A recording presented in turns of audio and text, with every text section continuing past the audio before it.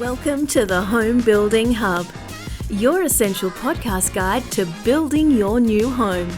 Hosted by industry experts Colin Bischoff and Darren Brennan, this conversational podcast will help better educate you about all things new home building so you can avoid costly mistakes and enjoy your building experience to the fullest, no matter which home builder you choose. Hey there, folks. Welcome to the Home Building Hub. You're with Colin and co-host Darren Brennan, as always. And today, Dezza, we're going to give the guys and girls out there a bit of an insight into developer approval. We're going to talk about what it is, how it works, when it happens as well, just so you can all have a better understanding of all those features. And as you go through your building process, you will understand what to expect and how it's going to work and go from there. So how you going today, Dezza? Good? Fantastic. I've got the microphone up nice and close today in case you wanted to be able to hear me well, Cole, and it's a bit odd like that, really. So if you're listening in on the podcast type apps, you're probably not going to get the picture of this. But if you're watching on YouTube, please don't put it anywhere else, this picture. But I want to put it back down and make sure everyone can hear us pretty clearly, and hopefully we can rip through this episode, mate. But it's I guess, probably just touching on that. Like, it's interesting, and I know you've got a really good setup there. You can't see it today, but often in your background, Colin, in that picture of your St. Pat's shirt, you can see the ring of light, and we've got cameras and lights and microphones, and Colin's got his earpiece in there. It is on the Michael Jordan photo. So we're trying to make this as professional as we can, the setup, and yet still remain casual. We've got the t-shirt on, you've got the hoodie on today, and we want to make it as enjoyable, but also we're pretty laid back sort of guys running this podcast, and we want to make sure that yes, lots of experience in what we talk about, but also we're just here as normal humans, enjoying in this case, early on a Saturday morning, recording and hopefully bringing valuable content to you. And so, again, if you've got any questions along the way, always reach out to us. We're really here to help, so you can jump on our website, homebuildinghub.com.au, and drop any questions in there. We're certainly here to help in any way we can, and look forward to hopefully some great content today. Excellent. So before we jump into what developer approval is, let's firstly understand what design guidelines or covenants, I guess what they are first and foremost. So essentially, when you buy a block of land in a new estate, greenfield estate, quite often there's going to be a document called design guidelines. Sometimes they're called estate covenants. And basically they're the rules and the requirements that you and we, the builder, need to comply with in order to build a home in that specific estate. So, like I said, usually it's a document. They're pretty easy to follow these days. Some are 5 or 10 pages. Some are 50 to 70 pages. Like, it depends. Some estates have no guidelines whatsoever. Some have a whole range of guidelines that are really designed for street appeal and curb appeal, as they say, so that it discourages investors and it encourages owner-occupiers to buy in that estate, because it's going to cost them, extra, several $1,000s to put all those things on there that estate requires you to. So essentially, they are there to appease part of the initial permit, I guess, from council. Darren, there's some things like water tanks and things like that the council may put in place as part of the permit. But realistically, they're there to separate your estate and where you live in your home from the others and give you a sense of pride about where you're living. So if you see an estate that has lots and lots and lots of guidelines, it's probably not going to encourage too many investors because they're looking for a little bit of a cheaper price and so on. So that's a good thing. If you're an investor or a first home buyer, you're budget conscious, you're probably likely to go into an estate that has a more of a medium level or a lower level of set of guidelines, because it doesn't cost you all those extra thousands for all those things that you don't need, but what the developer's trying to make sure you put on your house or in your quote and contract. Okay, so the real reason is if you've got no covenants, no guidelines, no restrictions, that means that you have no idea what the houses next door across the road look like. They can have pink doors, pink paint, They can have the whole lot, and they can have 25 cars out the front and all this sort of stuff. That's what you're buying into. It might cost you a bit less, but that's the risk you take. Okay, so somewhere in the middle is a bit of a balance. So that's what design guidelines are and covenants. And as far as the process of getting that approved, that's what we want to talk about today. So over to you, Daz. Yeah, I guess with the approval, it's one of the steps before lodging a building permit on these certain estates where a developer approval is required. So, the set of plans will be sent in, often with, and it'll depend on what the requirements are, often with the full colour documents. So they want all your colour selection documents so that they know what colours are being implemented on the home, and all of those finishes that are on the facade, for example, as well as other items. They might have specific items like you need to have a rainwater tank because they want the estate to be more environmentally friendly, or it could well be that the estate also requires you to have rainwater tanks because of the need to harvest water, in massive downpours of rain, so it can be the first sort of port of water storage before the water runs down the street, etc. Um, Certainly, what will happen is your builder will send that information off, generally speaking, for you. So they'll take care of that. As I say, it's the facade materials. So the colours that go on that facade, often roof colours are also part of that. That may require to have a flat roof tile if you're using roof tiles, or colour bond roof. So all those sort of things. It can also cover stuff like ceiling height.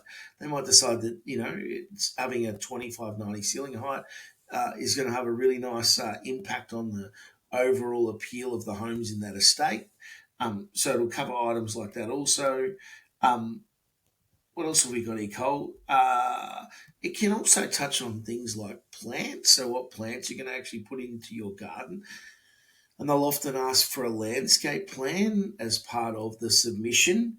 And even stuff like setbacks. So some estates might say, great, res code says you can be at 4 metres, but within our estate, we want you to set the house back at 5 metres so that, every home has a little bit bigger front yard. It gives, again, a really nice street appeal. So it could be something like that. May also cover stuff like building envelopes, and sometimes they, I guess, interweave with a thing called an MCP, or a Memorandum of Common Provisions, which is, I guess, written into the, what am I looking for here, Cole? Written into the Contract. The contract, correct? Yeah. And what will happen with that is sometimes it allow, and I saw one this week, it's very unusual, but it allowed for additional site coverage. So normally you're capped at 60%. And in this case, they've actually got proper approval to allow to go up to 70%. And that means that your building surveyor can then sign off as part of the permit a greater area of home to be built on that block. So some of this will all form part of that design guideline / MCP. So when you're choosing your builder, you want to make sure that they're quoting all of these items in there so that, you're not getting any surprises later. And they'll generally be across most of these estates. They'll get a copy of the design guidelines booklet and check it off. Again, depending on the estate, it can also be stage specific. So they might have, in this stage you need to do something, but the previous stage you didn't. So again, get your consultant to review those design guidelines, add any of those things like water tanks in, etc. And away you go. You pretty much be right. The consultant will really help you through that. With regards to colours, generally speaking, that's not going to be something that the consultant will do in the display home. It'll be done when you do your colour selection. So, it's almost a two-prong attack that'll happen by your builder. So, you'll do that initial structural items, etc., with the consultant, and then the colour items with the colour selection when you do that. I think that covers it pretty well, Cole. Yeah, that's right. Tell me, I guess, who conducts those reviews then? So the builder sends it off. Where are they sending these things, mate? Yeah, so once you've compiled all that information, which we sort of got on the next point that Darren will cover, essentially the developer, in order to approve it, it's sent either A, to the developer directly, and they will review it internally. And by reviewing it, we mean they're checking their design guidelines against your plans and colour schedule to make sure that it complies. It's really, design guidelines are their rule book for building in their estate, not compliance wise, but just visually, realistically. So structurally, visually, these are the things you need on or in your house. And their review process will be what we call DA, developer approval, submitted by the builder to them to review, and they give it a big stamp. If they're happy. If they're not happy, they come back with notes saying this needs to be changed or tweaked. And that's, like Darren said, with colours, with a whole bunch of fixtures, finishes, all those things are all considered. In most cases, I think, Darren, the developer employs or outsources to a third party. Yep. And they review a whole bunch of different estates and their guidelines, because that's what they do for a business. So that's sort of how it's done. And I think the most important thing for people to understand is that timeframes can vary. So the flexibility too can vary, because sometimes it's subject to interpretation as to what you do need and what you don't. Is it recommended or is it required? And that's something that a good consultant will get their head around for you. So it's not something I'd suggest you as a buyer take on yourself. It's really get it done at quoting stage, get your head around it with your consultant who points out what the things are, make sure they're in the quote. But one of the things that I was going to say is it can take 2 weeks for some developers. 1 or 2 weeks, they're really quick to turn around that approval. But unfortunately, it can also take 2 or 3 months for some developers who just take forever because they got backlog, because I don't know actually other than that why there'd be any other reason, but there are some out there that are such sticklers for it, and they make the process really difficult. And I'm happy to have a developer on to prove me wrong in that sense, but we could name a few that take their time, but we're not going to do that, obviously. So please, as a client, understand that we, the builder, are dealing with the developer's approval process, and that takes as long as it takes. So we just got to get the paperwork as right as we can up front. And the review times, where you and us were all sort of subject or held to ransom there a little bit, Dazza. So I have seen clients get upset about how long that can take, blaming the builder, but I just want to be clear that that's actually a third party that we need to rely upon to get that stamp on the plans. I think the other one, Cole, just with that, when you're sending in your plans and they're getting reviewed, is if, for example, a house down the road, they missed an item, that doesn't necessarily create precedence for that to be missed on every other home. So, I've seen it at times where, the corner treatment, for example, might be required. And when they've, another builder around the corner's submitted a set of plans, they've actually got away with not doing that. And then you get yours and they come back and you say, well, they didn't do it down the road. And they're like, well, I'm really sorry, it was overlooked there, but in your case, it's required and you still need to comply. So people get a little bit cheesed off with some of those sort of items, I guess, when that does occur. But understand that you've got to be compliant with what it says. So that's your obligation. Yep. If by chance you got away with it, or you wanted to chance your arm, and I'd say most builders won't, because they don't want to be spending 3 or 4 attempts to try and get this thing right. Ideally, they want to submit once, get it ticked off, and move the job forward. And that's good for you, the consumer, too, that you can get your job to site quicker. The more efficient that is. So also, Darren, they will charge you application fees. So in some cases, the developer will charge you, the client, an additional fee, even for the first application, and definitely for the second or the third. If you change your mind about your house and whatever you want in it, you can expect the cost to come your way. So we all want it done and complete. That's why the builder is taking you through that process of getting your quote right, getting your colours done, getting the documents in order before you sign that contract. And once that's done, all signed, sealed, delivered, then DA happens after that point, because you don't want it to happen during the quoting process, because naturally you're going to still make some changes around colours and things like that. So it delays it, but it also can cost you some money. So you want to do it once and once only.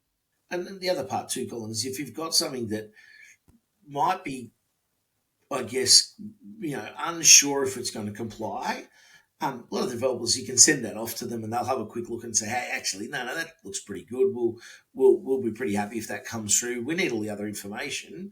but based on what you're presenting, it looks like it'll be compliant. We give it the green light, or there's no chance that's going to get through. Go and pick something different, right? And so they're pretty good like that too, the developers, in trying to give almost a pre-approval, in principle, until they have all of the information. And we find that, I know you'd be the same, Cole, you find that much easier because at least you're able to move forward. If it's a corner treatment, for example, and you're wanting to do something fairly minimal, send it off, as a builder, get your builder to flick it over to them, and they'll usually give a pretty quick response and come back to you. And for the most part, they're all pretty good at, assisting in that space. So. They are. I definitely back that up. I've had to email many times at the sales process. Will this work? Will this not work? And they do come back to you. Absolutely. So corner treatment's a good one, Darren. So for people who are trying to understand what that means, if you're building on a corner lot, you need to treat your facade and wrap it around the corner to address the secondary street. That can cost you the price of a window, $500, and add it to that front room.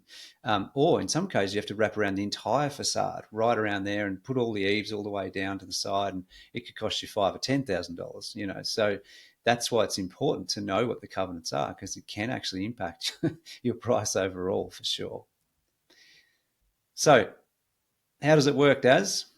Well, once you're, once you've got your approved quote, with all the items in it and your plans, and you finalise your colour selection and any of those upgrades, the builder will then prepare the drawings to reflect that. So all of those items are in your drawings, and they'll prepare a detailed colour schedule. So they'll have all of these items detailed off so that they can see what they're going to look like, what colours they are, etc., and all of the materials that are being used. They'll send that off to the developer, or to the representative of the developer who's doing the DA approval, and they'll then basically go ahead, review that. Approval must be granted and stamped before the builder can finalise the application for their building permit. The surveyor who looks after the building permit doesn't go and review those items. If it's stamped, it's considered that it's compliant. So they don't go through and go, hold on, is that the right colour of the roof or whatever? They couldn't care less. If that stamp's on there, we're right to go. So again, timeframes, Cole, couple of weeks, could be a couple of months. Ideally, the sooner the better. Again, we want to get it right the first time, because often there'll be charges if you send it in a second or a third time. So, working with your builder to make sure that you get the most compliant version of that up front is really key. Some developers will charge for the first time for that application to go in. And again, there's a cost involved in that, particularly if they're outsourcing that. We're certainly fans of having covenants in place, I guess, Cole. Yep. Any tips for our home buyers out there? Yeah, so understanding the difference first and foremost. So the design guidelines are not building regulations. The surveyor Darren mentioned is there for enforcing building regulations, as opposed to developer. It's more of a cosmetic approach, and here's what we want our homes in our estate, or your homes in our estate, to look like. Could be environmental, could be around saving water or energy related sort of changes to make sure everything matches within the estate. So that's number one tip, understand the difference. Number two, I think you need to ask your sales consultant early on, what are the design guidelines, what's required for developer approval in this estate, if I'm thinking about buying this block, before you just go and buy it. Don't buy it without knowing exactly what it is you need. Get a copy of those guidelines. Usually they're on the website these days, Daz. They're pretty easy, but I strongly urge you to give it to a consultant or two or three that you're dealing with from a builder to review it and go through it, because they've seen them hundreds and hundreds of times. And I guess one thing, as I said a little bit earlier, Daz, is understand the builder wants your approval just as much as you do. It is outsourced to a third party. Sometimes it can take time. Okay, so they're probably the three or four things I'd mention. Anything for you there at the end, Daz? The one I'd mention is there are some estates, and there's very few of them now, Cole, that have really, really significant design guidelines, even to a point that there'll be some builders that can't even build in that estate. just can't comply. It's beyond the skill set of that builder. And I'm thinking even of there's some 8-star, 9-star estates around the country where that would be the case, where builders would struggle to actually comply. And often you may even have to go right down to the path of a full custom builder as an example in that one. Yeah. We had an estate in called Amesbury, which is a beautiful estate. If you drive through it, it is so magnificent to drive through. It's one of the nicest looking estates from a streetscape point of view. But again, a lot of builders were unable to build in there. They're just unable to meet the design changes required and be able to facilitate that to happen. But from a design point of view, it looked absolutely magnificent. Mm-hmm. So, there are some of these estates that are challenging, but the result of that comes out some really, really cool looking houses. So, but talk to your builder. If you're starting to wonder and they've handed you a book that's 500 pages long, said that's our design guidelines, maybe ask your builder if they're actually able to build now. They're going to be able to, comply with the design guidelines, because some of the stuff may be outside of their scope of works. There's certainly been a number of those estates around where that's going to be a challenge. So outside of that, I'm a big fan for design guidelines. I think it really helps the street appeal. Generally, like you said at the start, Cole, the estates with the greater design guidelines, generally the better looking, better looking homes, and you want to live there. You want to live amongst nice houses. And in that suburb, that could be the difference of your house being worth more money than the one around the corner. So the resale value for sure. Correct. Yeah. Correct. So, and the pride. Excellent. Good on you, mate. It was a great episode. Excellent. So thanks everyone for watching or listening. Please, if you've got any topics, ideas, thoughts, questions, just send them through. hello@homebuildinghub.com.au. And of course, please leave us a 5-star review on the platform you're on. That'd be very, very helpful. And thanks again. We'll see you guys on the next one. Thanks for listening to the Home Building Hub. As part of the podcast, we have to be a little careful to cover ourselves on a legal standpoint. So we do have a disclaimer. Whilst we're all about providing value to you, this podcast should not be considered legal or financial advice. It does contain general information only, and you should seek out independent professional advice on your own personal situation before you make any legal or financial decisions. 1,